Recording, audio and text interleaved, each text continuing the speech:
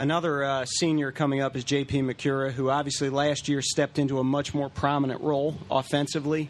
But there definitely is sort of a yin and a yang with JP, where he can sometimes he obviously can be the linchpin of the offense sometimes, but sometimes he can play a little bit of hero ball.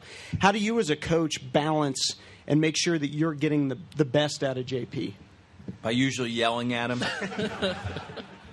I've got a great relationship with JP, and I want him to understand that ultimately his senior year and then beyond, hopefully there's a long playing career.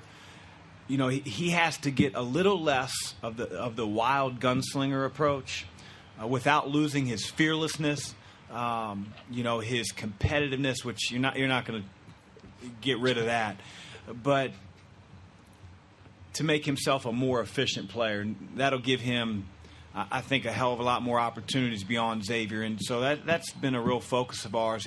He's grown immensely. I mean, the beginning of his career as a freshman, we could not put him in with 3 or 4 minutes left in the game, and even at the beginning of this past season, there were times where we were so dependent the years before on throwing the ball into Miles, getting him fouled, that JP was one of those guys, and. Again, I wouldn't trade him for the world. I really hope that in his senior year he becomes a little bit more tamed down when it's called for, but not losing that fearlessness that we all love and expect. I thought in the postseason that he changed his game slightly to, instead of when things were bad or tough or your offense was struggling, instead of looking to take maybe a shot from 5 feet behind the three-point line to get you going, he might look to put the ball on the deck, get into the lane, and pass to someone and create a shot for someone else. Is that correct? Did you see that at all? And how important is that for your offense? He did it. JP isn't necessarily the guy that can really break you down off the dribble. He's got a little bit of a higher handle. Certainly guys that he plays against are a little bit quicker at times.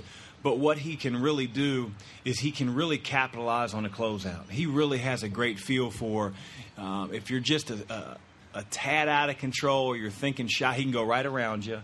And he's a terrific passer. Sometimes he puts a little bit too much mustard, on the hot dog, but a lot less than he did when he was a freshman. Some of the dump-offs he had to Tyreek, some of the spray-outs he had to Trey and Kaiser, they really helped us get that separation in a few games. They were backbreakers for the other team, but we need him to do that. Yeah, absolutely.